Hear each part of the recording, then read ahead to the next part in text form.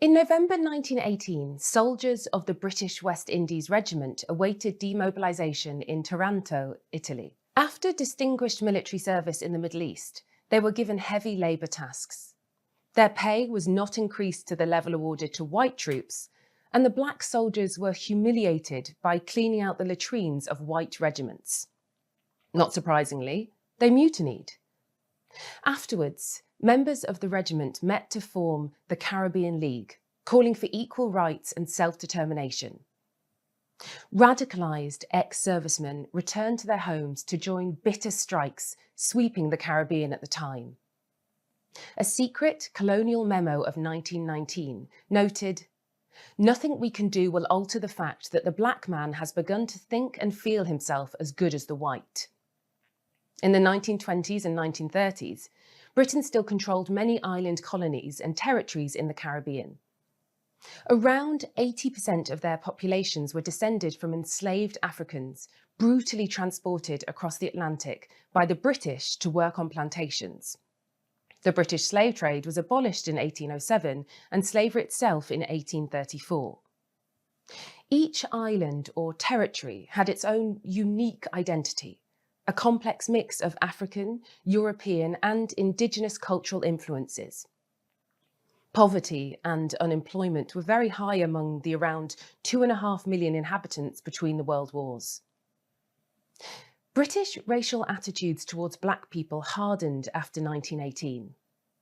Most white British people of the time assumed European and particularly British civilization was innately superior to other cultures. This belief was underpinned by the growing influence of 19th century racial science, which placed black Africans and their descendants at the bottom of a racial hierarchy, with white Europeans at the top. Although Caribbeans had fought both bravely for and against Britain in past centuries, negative stereotypes persisted. In 1923, the RAF determined that all recruits must be of pure European descent.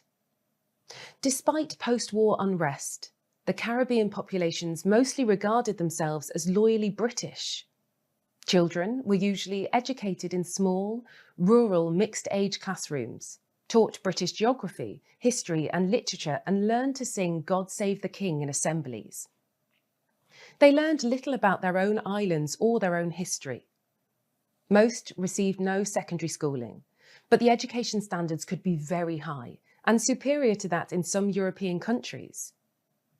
The British Caribbean had one of the highest literacy rates in the world. White people amounted to about 3%, while a proportion of the population in particular places, such as Trinidad, were of South Asian indentured labour descent, known as East Indians. However, race relations were usually more relaxed in the Caribbean than in other parts of the empire, and many people were of mixed descent, like RAF veteran William Patterson. As a general rule, those with lighter skins like him were more likely to succeed in society. However, British racism prevented volunteers like Lieutenant Patterson and Sergeant Clark from serving in the RAF between the world wars. What might it take to change this?